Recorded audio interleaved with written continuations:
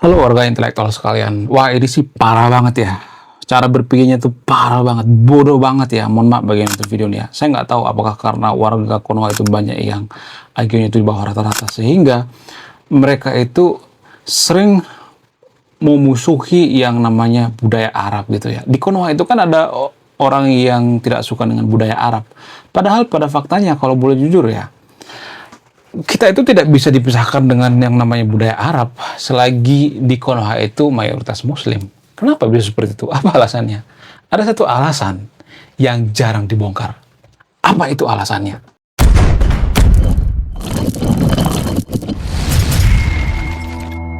Alasan yang paling masuk akal kenapa saya mengatakan bahwa budaya Arab di Indonesia atau di Konoha itu akan tetap ada. Apa alasannya? Alasannya itu ya karena kita mayoritas Muslim. Kalau Konoha itu bukan mayoritas Muslim, tidak akan ada budaya Arab di Konoha. Lah, apa hubungannya? Ya sangat berhubungan. Karena tanpa kita sadari ya, budaya Arab dengan Islam itu menyatu. Kenapa saya mengatakan seperti itu? Apa alasannya? Ya rata-rata seperti itu, agama Samawi kan rata-rata seperti itu. Kita ambil contoh misalnya seperti Yahudi ya. Yahudi itu kan bagian daripada agama Samawi atau agama Abrahamik ya. Yahudi dengan budaya Yahudi itu menyatu. Kita tidak bisa memisahkan antara budaya Yahudi dengan agama Yahudi. Karena itu satu kesatuan. Klop dia. Susah dipisahin ya. Sama seperti misalnya agama Islam. Islam itu kan satu kesatuan dengan budaya Arab. Jadi saya tuh sangat aneh ya kalau misalnya ada orang yang membenci budaya Arab gitu ya. Wong itu satu kesatuan dengan agama Islam kok. Ya walaupun ya ada juga influencer yang mengatakan bahwa agama Islam dengan budaya Arab itu berbeda. Iya saya tahu, tapi pada umumnya kita ngomong pada umumnya ya. Pada umumnya ya itu digabung gitu. Ya. Jadi ini menurut saya pribadi pemikiran yang sangat-sangat parah banget ya. Kita tuh jarang berterus terang ya. Orang-orang, mohon maaf ya, yang nonton video ini mohon maaf ya. Orang-orang yang jujur di Konoha itu sangat jarang ya. Mereka biasanya itu menggunakan kalimat-kalimat yang klise gitu ya. Oh, saya tidak menyalahkan agamanya, saya menyalahkan budayanya, bla bla. Wong budaya dengan agama itu satu kesatuan kok ya. Sama seperti agama lokal misalnya, agama Sundawitan misalnya. Agama Sundawitan itu melekat dengan budaya Sunda. Ya. Kalau misalnya ada yang mengatakan, oh itu beda. Ya, saya tahu itu beda, tapi melekat gitu ya. Ibaratnya gini guys ya, seperti sendal gitu ya. Sendal, budaya dengan agama itu seperti sendal ya. Jadi kalau misalnya kita pakainya cuma satu kan pincang ya. Buat apa kita cuma pakai satu doang? Makanya di Konoha itu budaya Arab itu sangat subur ya. Kenapa seperti itu? Ya karena pengaruh daripada agama gitu. Nggak ada alasan lain gitu. Selagi kita mayoritas Muslim, maka budaya Arab itu akan tetap ada di Konoha. Walaupun banyak menggunakan agama ya misalnya syariat untuk kebohongan dan sebagainya ya. Walaupun ya banyak korban ya, ada bank dana syariat yang menelan korban yang sebagainya ya. Ya biasanya akan tetap ada itu, nggak bakal hilang itu ya. Kemudian yang jadi pertanyaan, apakah kita harus memisahkan? Susah dipisahkan. Namanya sendal ya, atau sepatu. Itu satu kesatuan. Ya, kalau misalnya ada yang mengatakan, oh itu beda, sendal kiri dengan sendal kanan itu beda. Iya, saya tahu beda. Tapi itu satu kesatuan, nggak bisa dipisah. Ya. Kalau Anda jeli, kalau Anda perhatikan, ya umat Muslim itu ya di mana-mana mereka biasanya menggunakan budaya Arab, bahkan di luar negeri ya.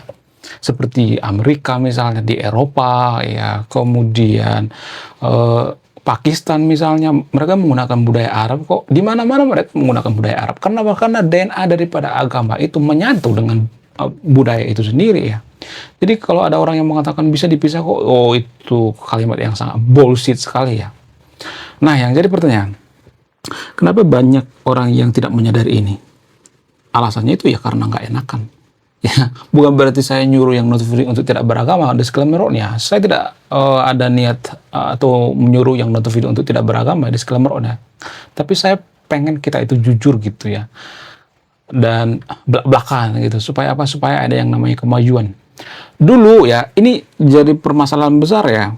Dulu waktu Indonesia itu masih yang namanya Islam Nusantara. Emang sekarang enggak? Sekarang nggak lagi, guys. Kita itu tidak menganut yang namanya Islam Nusantara sekarang ini. Itu dulu banget, waktu zaman Soeharto dan zaman Soekarno. Setelah reformasi, ada perubahan yang sangat signifikan tanpa kita sadari.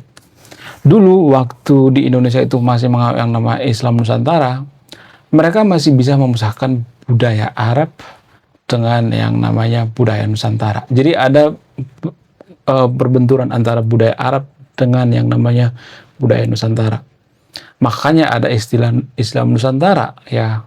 Jadi kalau Anda perhatikan di pesantren-pesantren, ada pesantren feodal dan sebagainya, itu dipengaruhi oleh budaya Nusantara. Feodal itu kan budaya Nusantara. Dari mana feodal itu berasal? Mohon maaf bagi yang video nih, saya juga punya teman dari Bali ya. Feodal itu bersumber dari agama Hindu. Lah, apa hubungannya? Berhubungan. Dalam agama Hindu itu ada istilah kasta. Kasta itu bersumber dari mana? Dari budaya. Ya, lagi-lagi budaya. Agama Hindu dan budaya itu satu kesatuan, seperti yang saya katakan tadi itu, ya, seperti sepasang sendal. Yang mempengaruhi kita jadi negara feodal itu ya agama Hindu. Makanya di pesantren-pesantren itu ada yang jinjit-jinjit, ya, ada yang tengkurap gitu ya, ada yang jalannya ngesot-ngesot gitu, ada yang jilatin kaki kiai atau ustadz dan sebagainya. Itu budaya feodal, guys. Itu budaya Nusantara, ya. Bukan berarti saya mengatakan itu jelek atau enggak segala macam, ya. Bukan seperti itu, ya. Konsepnya enggak seperti itu, ya. Yang kita bahas di sini adalah kita jangan munafik gitu ya. Kita mengatakan kita harus bebas dari yang namanya budaya Arab, bla bla bla bla. Saya nggak nyalain agamanya. Wong itu satu kesatuan kok. Jadi di Konoha itu ada kalimat basi, ya. Kalau kalimat ini dilontarkan oleh para influencer, saya tuh hampir muntah gitu. Apa itu kalimatnya? Kalimatnya adalah, saya nggak nyalahin agamanya kok, saya nyalahin umatnya, saya nyalahin budayanya. Satu kesatuan kok. Antara agama dengan umatnya itu satu kesatuan. Antara pemuka agama dengan umatnya itu ya satu kesatuan gitu. Antara agama dengan ajaran itu satu kesatuan. Antara agama dengan budaya itu satu kesatuan gitu. Itu nggak bisa dipisah. Jadi kalau misalnya ada pemuka agama misalnya, contoh nggak semuanya tapi ya, poligami misalnya. Lalu banyak orang ngenyalahin gitu ya, ngapain sih poligami gitu ya. Contoh, kita ambil contoh pesulap merah misalnya. Nah, ketika pesulap merah poligami, banyak tuh ya orang yang marah-marah. Lalu kenapa harus marah-marah? Kan ada tuh di agama kan? Iya nggak sih? Kenapa kita harus marah-marah? Jadi kalau ada orang yang mengatakan saya nggak nyalahin agamanya dong, ya orang agama sama pengikut atau umatnya itu satu kesatuan, nggak bisa dipisah, ya kan? Sama seperti budaya. Kalau misalnya ada yang mengatakan saya nggak suka dengan budaya Arab, saya nggak nyalain agamanya, situ satu kesatuan kok, ya, nggak bisa dipisah, ya. Jadi warga Konoha itu kan munafik, ya, jarang belak-belakan, ya. Bukan berarti saya nyuruh yang non-muslim untuk tidak beragama, ya, disclaimer on, ya. Jadi ini pembahasan secara akademik, ya guys. Kalau Anda terbiasa nonton Upin Ipin, ya, terbiasa nonton K-pop, ya, nonton sinetron, ya, mending skip video ini. Karena apa? Karena ini pembahasan yang sangat sangat berat, guys, ya, dan berpengaruh bagi kemajuan bangsa kita. Kenapa ini mempengaruhi? Karena budaya itu sangat mempengaruhi. Budaya itu mempengaruhi kemajuan suatu bangsa. Kenapa? Karena budaya itu membentuk pola pikir. Karena budaya itu membentuk yang namanya kebiasaan, tradisi. Jadi tradisi itu mempengaruhi kemajuan suatu bangsa. Kalau di satu negara itu tradisinya itu mengkafir-kafirkan, tradisinya itu tidak berpikir kritis, maka mereka tidak akan maju. Kalau tradisi suatu negara itu ya mereka itu intoleran, menganggap bahwa agama mereka yang paling rasional, ya menganggap bahwa agama mereka itu yang paling suci dan lain sebagainya, maka biasanya mereka itu akan sangat-sangat susah maju. Gimana mau maju coba kalau banyak orang yang menganggap bahwa agama saya yang paling benar, ya agama saya yang paling suci, agama saya yang paling benar, agama saya yang paling suci itu, ya apa efeknya kalau ada orang yang berpikir seperti ini? Ya efeknya itu akan ada persekusi rumah ibadah orang lain. Kenapa kita mempersekusi rumah ibadah orang lain? Karena kita menganggap bahwa agama kita yang paling sempurna gitu ya, agama kita yang paling suci. Ya karena kita menganggap bahwa agama lain sesat gitu ya, agama lain masuk neraka gitu. Nggak ada alasan lain gitu ya. Kalau misalnya ada yang mengatakan, saya nggak nyalain agamanya dong ya, saya nyalain orangnya. Agama dengan pengikutnya sama, apa bedanya gitu? Ya kan penganutnya, orangnya itu kan berpatokan pada agamanya gitu. Jadi menurut saya ini kalimat bullshit ya, kalimat basi gitu ya. Kalau misalnya orang mengatakan saya nggak nyalain agamanya dong, saya nyalain orangnya, orang satu kesatuan gitu ya. Jadi bicara tentang budaya, ya budaya Arab, kenapa Konoha itu ke Arapan ya? Karena kita mayoritas Muslim, ya. Kalau kita mayoritas agama Hindu, kita bisa seperti orang India gitu. Lalu bagaimana dengan Kristen? Ya, bukan berarti saya pro terhadap agama Kristen ya, disclaimer ya, saya juga sering mengkritik agama Kristen ya, cuman umat Kristen itu kalau saya kritik nggak pernah tuh ya kejang-kejang kalau kelanjutan berjamaah. Biasanya mereka nggak sampai mereka itu menggunakan kekerasan gitu, nggak. Biasanya berdebat ya berdebat data fakta aja gitu ya.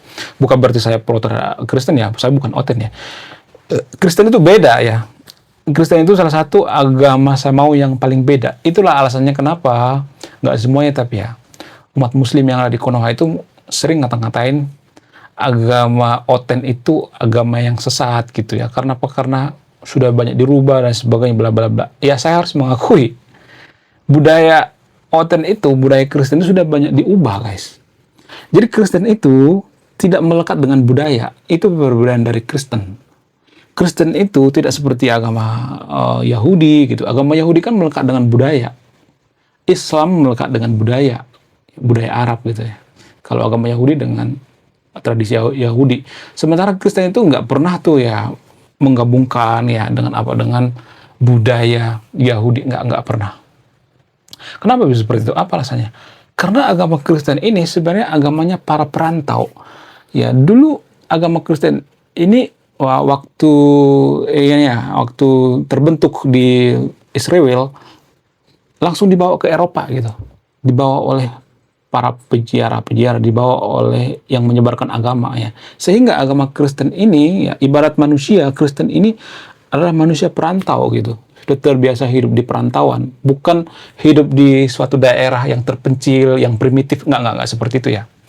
Jadi agama Kristen ini sudah merantau ke Eropa ya, dan orang-orang Eropa itu kan berpikir kritis biasanya, mereka sangat rasional, mereka nggak menerima kalau misalnya nih ya orang Eropa itu harus berbudaya seperti orang Yahudi gitu ya, orang Israel, mereka nggak menerima itu ya. Lalu mereka merubah tradisi agama Kristen itu sendiri. Makanya zaman dulu kan masih sangat populer itu Kristen Ortodok ya. Kristen Ortodok itu kan sebenarnya pakai mukena ya, pakai hijab ya. Jadi agama Kristen yang ada di Eropa itu sudah berubah. Agama Kristen itu sudah menganut yang namanya tradisi orang-orang Eropa. Itulah alasannya kenapa orang Kristen itu kalau mau ibadah ya santai aja gitu ya. Ya menggunakan celana pendek, apalagi Katolik ya, nggak jadi masalah gitu. Nggak ada aturan, oh pakaian harus gini, ya gerakan harus seperti ini. Nggak ada seperti itu ya, nggak serumit itu ya. Ya kemudian Kristen juga berpikir bahwa kalau misalnya nih ya berdoa, mereka berdoa itu ya di mana saja ya, kapan saja, nggak harus ya menggunakan gerakan-gerakan tertentu gitu ya, nggak harus ya. Kalau Muslim kan biasanya mereka menggunakan gerakan-gerakan tertentu gitu ya, ada jam-jamnya gitu. Kalau Kristen nggak seperti itu ya.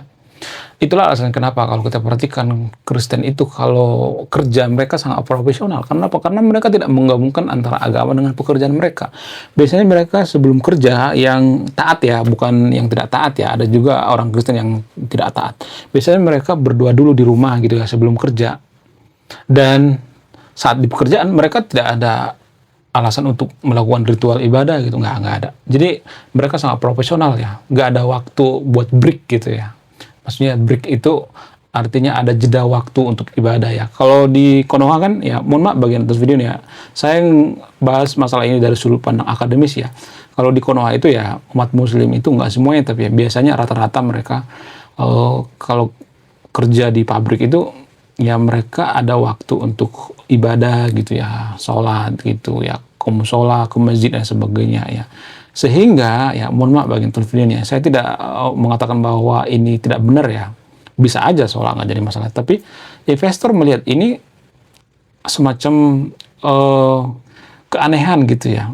Bukan investor dari Konoha ya, dari luar gitu ya, mereka berpikir kita ngegaji karyawan itu bukan untuk ibadah itu kan privasi lu gitu, bukan untuk di pabrik itu ibadah gitu, nggak seperti itu ya.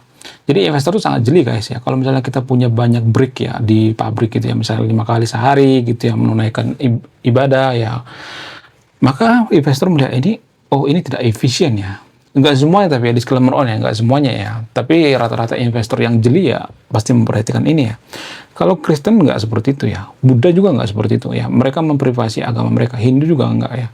Hindu sebenarnya ada ritual-ritual tapi nggak terlalu ya, nggak terlalu mencampurkan dengan pekerjaannya, sehingga mereka kerjanya itu produktif dan profesional gitu ya. Mohon maaf bagi yang nonton videonya, saya tidak menyuruh yang nonton video untuk tidak melakukan ritual ibadah saat kerja ya, tapi ya biasanya berdasarkan pengalaman saya pribadi ya, orang-orang yang melakukan ritual ibadah itu ya biasanya mereka melakukan ritual ibadah itu cuma sebentar doang, 5 menit sampai 10 menit. Tapi setelah itu biasanya mereka sebat dulu ya, maksudnya ngerokok dulu gitu ya, ngopi dulu ya, ngerumpi dulu ya. Sehingga waktu mereka yang kebuang itu sampai setengah jam guys ya. Setengah jam kali berapa kali gitu ya, 3 kali atau 4 kali atau 5 kali sehari berapa coba ya kan. Ya apalagi lembur ya kan, 5 kali tuh ya, 5 kali kali setengah jam berapa. Dan investor berpikir sejauh ini guys ya. Nah, yang jadi pertanyaan, apakah ini ada hubungan dengan culture atau budaya? Sangat berhubungan. Ya, jadi sebenarnya kalau boleh jujur, yang paling banyak doa itu sebenarnya doa orang Kristen, guys. Ini berdasarkan riset saya, bukan saya oten atau Kristen ya.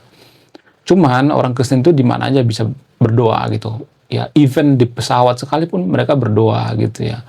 Kemudian di atas motor, mobil mereka berdoa gitu. Nggak harus menggunakan ritual-ritual gitu. Di dalam hati juga mereka berdoa.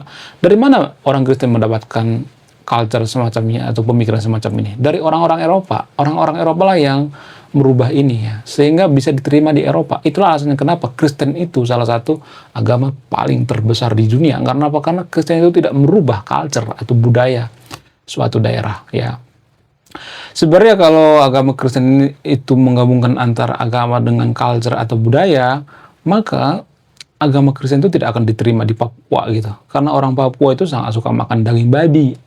Ya, babi itu semacam adat khas orang Papua. Sehingga kalau ada larangan makan babi, sebenarnya dalam agama Kristen itu ya perjanjian lama itu kan ada larangan makan babi. Makanya kalau saya perhatikan umat Muslim itu kan sebenarnya bagian daripada perjanjian lama umat Kristen. Itu kalau saya perhatikan.